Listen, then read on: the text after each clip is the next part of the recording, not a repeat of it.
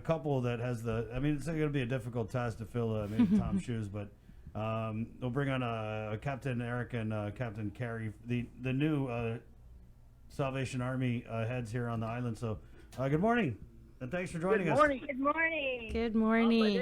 Hafa Adai. Welcome to Guam. Thank you so much. It's beautiful. So we'll just start at the beginning. Eric and Carrie, the new captains here at Salvation Army, just take us back. What assignment did you guys come from before you hit the island of Guam?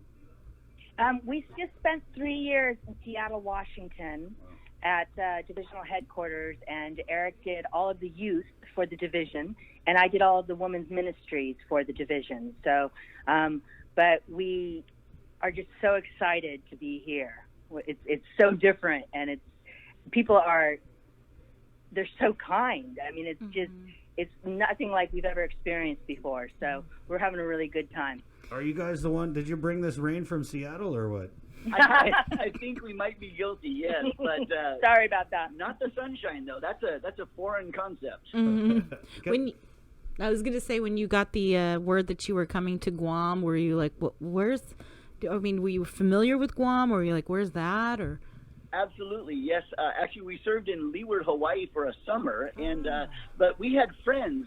Ted Horwood years ago started the work of the Army here in Guam with Hurricane or Typhoon Omar, I think, and then the Harmons were familiar with Linda and Dave. And Dave, we're actually coattail relatives with Linda and Dave. So we talked to her last week, and she told us all the people to meet and all the places to go. So we already feel like we are kind of home. Oh.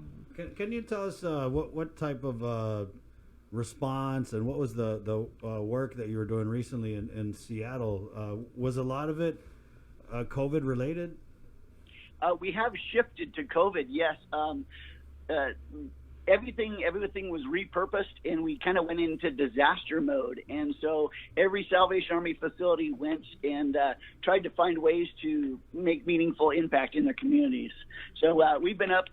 Perhaps you're familiar with CHOP and some of the things that are going up in Seattle. We walked around up in there, and some of our friends were handing out water and just supporting both sides. So it's been an interesting process this last few months. Mm-hmm. You guys just got here, what, a couple days ago?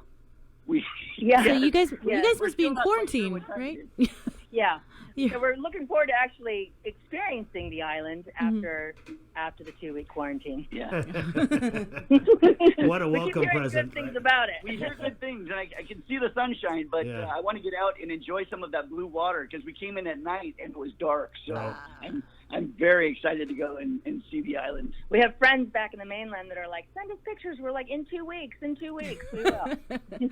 That's good to hear. You know, during the pandemic here on island, we saw record numbers for the Salvation Army, and it was really heartbreaking because Major Tom had talked about the middle class and how the middle class are the number one supporters of the Army in terms of donations, both monetary and food, and he was saying those are the people that were coming for the help from the Salvation Army. And so the pandemic, the economic impact has been devastating. So it has. It's normally we deal with folks that are marginalized, that are without homes and without jobs and things. And here now we have people coming in, and there's actually, they're saying, I'm sorry, I normally donate and I normally help out, but I need to be a recipient, and that's what we're here for. That's our whole goal, is to help people in need. Is that what you saw in Seattle too? Yes, same thing across the board. All the corps, the churches are seeing populations that they've never seen before.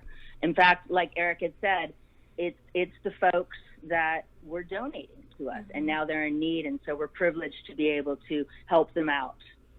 I think it's a good thing, because it just reminds us all that we are really connected to each other, and we need to support each other. So whether we're having a good time or a sour time, we can come together and help each other out. How has this been different than the disasters that you guys typically respond to? Well, we've been in Southern California, so we have dealt with wildfires and earthquakes and riots and that kind of stuff. So this kind of natural disaster is a little bit different. I think it'll be a whole different level. And like we said, just the whole idea of seeing a different population is certainly different, not only for us, but for the folks that are coming in. And we're just realizing that the need is so much broader with COVID right now. Mm-hmm. Have you guys got I know a boots on the ground from quarantine, maybe assessment of the status of the Salvation Army here on Guam yet? Maybe the inventories with the food banks and the thrift store? You know what? The food bank continues to go full guns. I guess right now, as of the 8th of June, we're over 4,700 individuals have been helped. Right. Over 1,100 families, and so that's good. People are in need, and they know that they can come and get some support.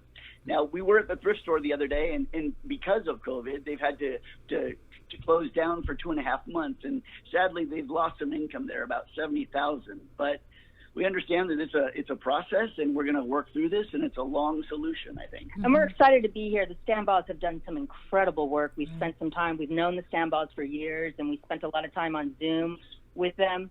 And we just hope to be able to fulfill their shoes and do what it is to continue on in the work.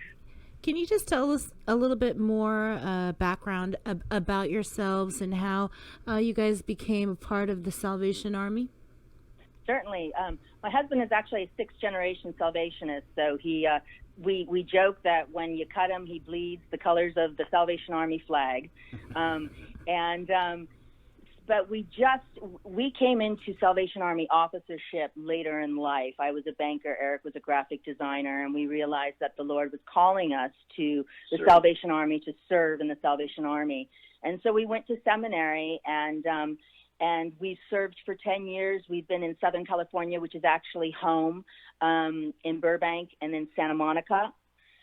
In Burbank, we served a congregation of undocumented Hispanic families. And so that was all about family and community. It was a beautiful time. Great. In Santa Monica, we had a congregation of about 160 folks that were unhoused, because Santa Monica is sort of the mecca for homelessness.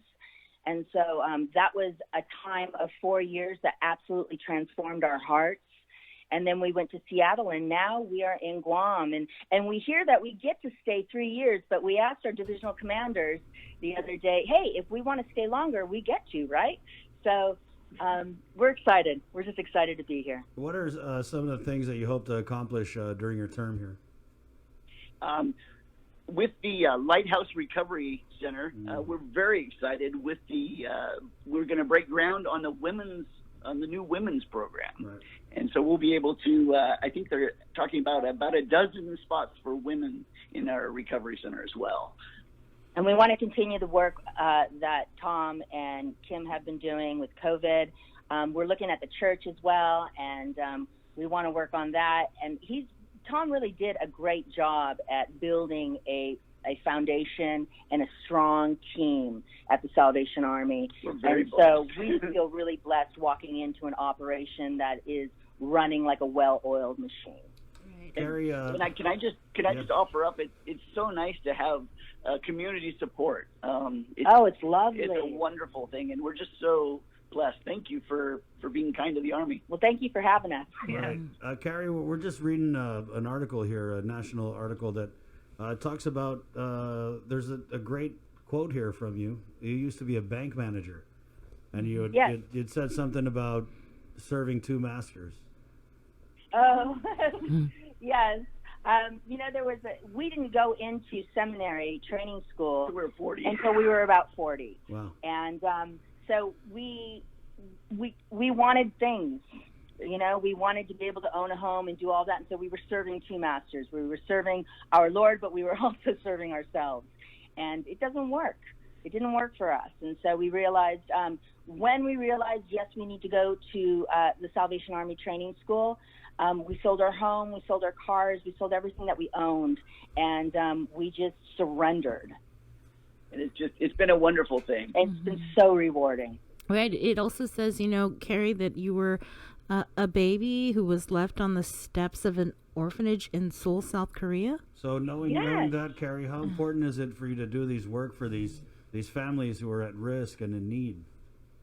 So important. I think about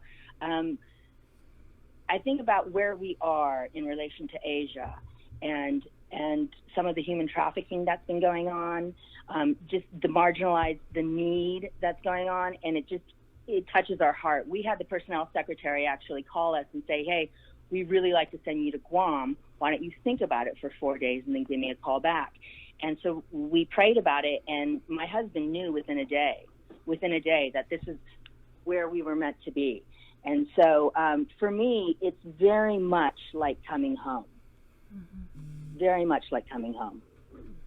Well, we're excited to we do a ton of stuff with Salvation Army, and we're excited to get to know you guys and go down into the trenches with you guys. And I'm excited that Captain Eric, you talked about the Lighthouse Recovery Center, because Guam is being ravaged by methamphetamine addiction, and there just aren't enough services for those, and opioids, and for those people who really, really need that helping and guiding hand. It is. It's a devastating thing, whether it's alcohol or ice or meth people need love. People need support. Sometimes we get caught up in stuff that's beyond ourselves, and we just need someone to walk alongside us. That's what we're here to do. We're not any better than anybody else. We're here to just love and support and walk alongside. In Santa Monica, we were there for 4 years, and we worked very closely with our adult rehabilitation center. And so we're very familiar. We love recovery ministry. We love loving people where they're at. I love seeing families come back together Yes. whole. Yes. And so through that recovery process, we get to see mothers and fathers and children become whole units again. So that's my joy. Well, Eric and Carrie, it's definitely just our pleasure and our honor to be able to talk with you today, and can't wait to meet you in person. Stay safe in quarantine. Yeah. And again, welcome to Guam. And wash your hands. Thank you. Yeah. Thank you so much. God bless you guys. Okay, you All right, too. take care. We'll see you. Bye. All right. Bye-bye. Okay. What a story. Yeah, that's... I know. It's like, keep it together. Keep it together. Keep it together. Left on the steps of an orphanage in South Korea as a baby. Captain Carrie Rudd, and She was a banker, and he worked for a publishing company Right, in California. Yeah, we're looking at that article, and she's got a quote there: "You cannot serve both God and money." That is what I have come to learn. So, very good, and welcome to Guam. Yeah, can't wait to actually meet them. Right. Because then they do have some tough shoes to fill. Man, they went back to the Harmons. Yeah, that was made me feel a little older there. I know. Right. Oh, they didn't join the ministry until they were 40. That's still very young. So It is, definitely. Yeah. No, that's very young, right? It's 9 o'clock. We're KUAM FM. I got in Guam on the last show of Containing COVID ever. It continues next after this break. Good morning, Guam. Keeping you informed, KUAM News brings you Banking 671, brought to you by the Bank of Guam, the People's Bank, and Coast 360 Federal Credit Union. Together, we thrive. KUAM News COVID-19